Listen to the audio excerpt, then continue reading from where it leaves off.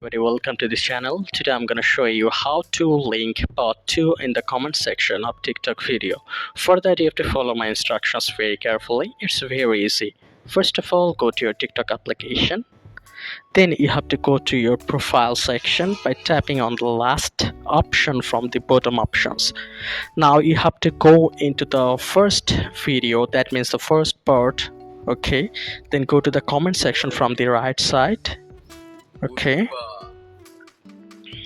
after that you have to comment part 2, then click send.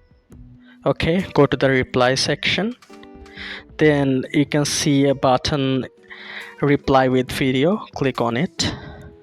Okay, you have to select upload, then you have to select your particular video, then click send from the bottom right corner, click next. Will be processed, then you have to click post, and that's all.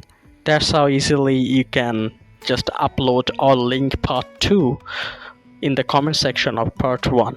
You can see the post has been appeared, so you have to click post, and that's all, it will be posted. So if this tutorial helped you, like this video and don't forget to subscribe to my channel. See you in the next one.